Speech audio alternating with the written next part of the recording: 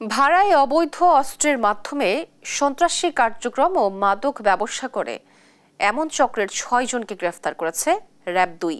RAB জানায়, ভাড়ায় জমি দখল করে দেওয়া সহ চাঁদাবাজি, ছিনতাই ও ডাকাতি করার অভিযোগে গ্রেফতারকৃতরা সক্রিয় ছিল। রাজধানীর ভাটারা থানাধীন বসুন্ধরা আবাসিক এলাকায় অভিযান চালিয়ে ২টি বিদেশি পিস্তল, ২টি বিদেশি রিভলভার এবং ১০ রাউন্ড গুলি সহ তাদের আটক করা হয়।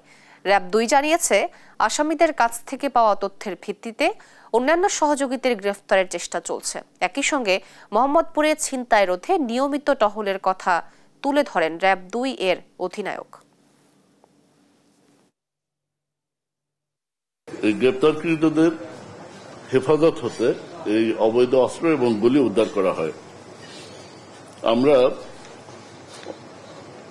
গোয়েন্দা তথ্য মারফত জানতে পারি যে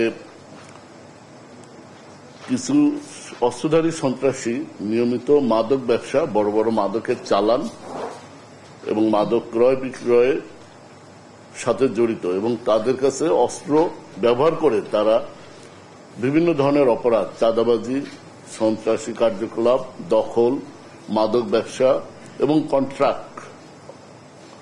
কন্ট্রাক্টের মাধ্যমে যে অপরাধগুলো হয়ে থাকে, এই অপরাধ পরিচালনা করে আসছে।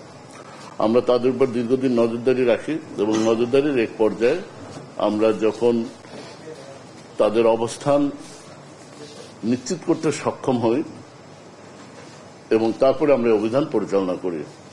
এই অভিযান পরিচালনাকালে তাদের দখল হতে হেফাজতে থাকা 3টি রুম বিশিষ্ট 10 তল একটা ফ্ল্যাটের 1 ইউনিট, 2 ইউনিট বিশিষ্ট একটা ফ্ল্যাট, এই ফ্ল্যাটের 3 রুম বিশিষ্ট 1 ইউনিট, এই ইউনিটের 3টা রুম থেকে এই 6 জন আসামির দখল থেকে হেফাজতে থাকা অবস্থায় আমরা এই অস্ত্র এবং তাজা গুলিগুলো উদ্ধার করি।